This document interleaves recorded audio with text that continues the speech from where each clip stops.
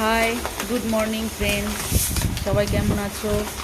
আশা করি খুব ভালো আছো, আমিও ভালো আছি। তো অপর্ণা ব্লগ @ চ্যানেলে তোমাদের সবাইকে স্বাগত জানালাম। শুরু করে দিলাম আমার ব্লগটা। এখন বাজে 10:30। তো 10:30 থেকেই আমার ব্লগটা শুরু করলাম। আজকে যাব গরম মুখ করতে ননদের বাড়িতে। তো তাড়াতাড়ি যাওয়ার কথা ছিল, ওদের বাড়িতে যাওয়ার কথা ছিল 10:30টায়।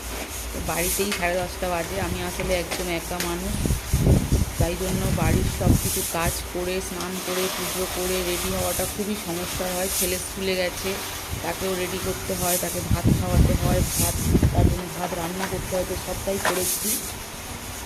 করে তারপরে দেখো আমি ওটস ঢালছি। ওর বাবা এনেছে, আর 2 দিন ধরে পড়ে আছে টেবিলে, একদমই সময় পাইনি। তোমরা জানো সোমবার রান্না ছিল, মঙ্গলবার পান্না ছিল, খুবই ব্যস্ত ছিলাম। তো যে থেকে এনেছে পড়েই ছিল।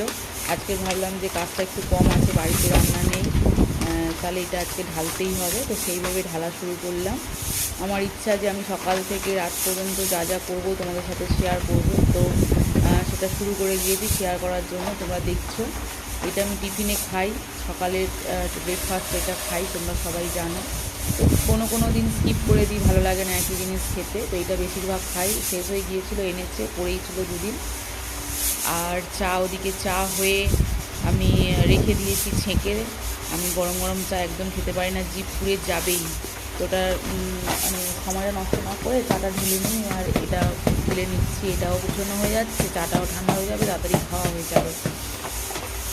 ওদের বাড়িতে যাওয়ার কথা ছিল 10:30টায়। তার কারণ হচ্ছে কিছু হাতে হাতে করা বা রান্না টান্না করা, কিন্তু হয়নি।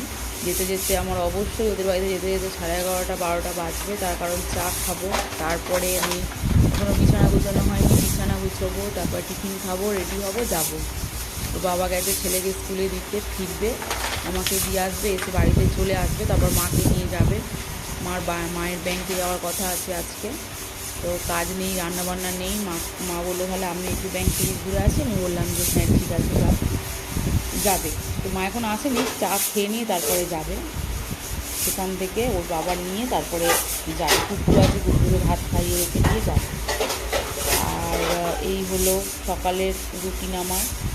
তো ওটসটা একটু ভিজোতে হয়, না ভিজোলে খেতে ভালো লাগে, না ভিজোলে শক্ত শক্ত থাকে, খেতে ভালো লাগে না।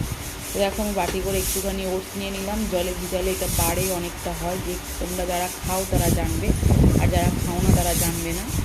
তাই জন্য একটুখানি নিলে অনেকটা বাড়ে। জল দিয়ে ভিজিয়ে রাখতে হয়, হয় কলা, নয় যেদিন যেরকম হয়, যেদিনকে একটু ভালো বার সোম বুট শুক্র, সেদিনকে ডিম থাকলে একটু ডিম সেদ্ধ করে খাই, আর নইলে না খাই। কোনো দিন এমনও হয় শুধু খেয়ে নিই। তো জল নিয়ে আসছি ভিজাবো বলে। আর ওদিকে দুধটাও মনে হচ্ছে কালকেকার দুধটা ফ্রিজে ছিল, দুধটাও জাল দিচ্ছি, মনে হচ্ছে হয়ে গেছে, গিয়ে দেখবো। আর এটা চাপা দিয়ে দিলাম প্লেটের ওপরে। কালকেকার পুজোর এক টুকরো লেবু আর এক টুকরো কলা রয়েছে, জলেও দিইনি। তাই চুমুক দিয়ে দেখছি যে তারা ঠান্ডা হয়েই গেল একদম, না খাওয়া যাবে। দেখলাম যে না, খাওয়া যাবে, আর গরম করার প্রয়োজন নেই। চার বিস্কুটটা নিয়ে আমি ঘরে চলে যাব। সেখানে গিয়ে ঘরে ফ্যানটা চালিয়ে আর চা বিস্কুটটা খাবো।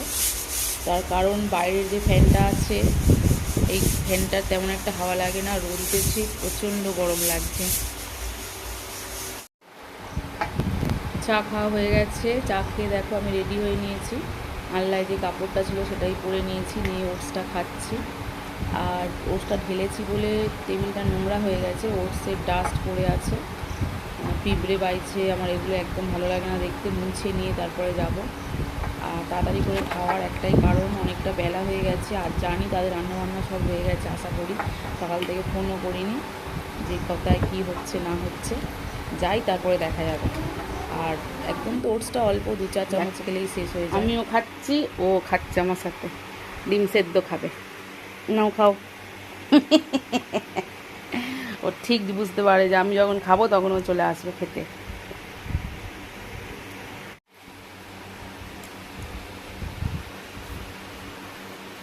আর কত খায়, আমি কি খাবো না?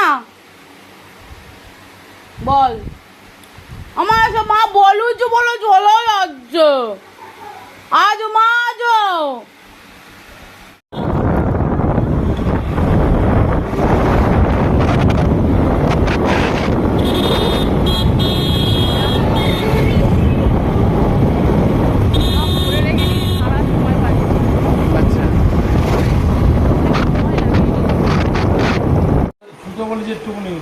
চলে এলাম, বাবার সঙ্গে করে নিয়ে এলো, তোমরা দেখতেই পেলে।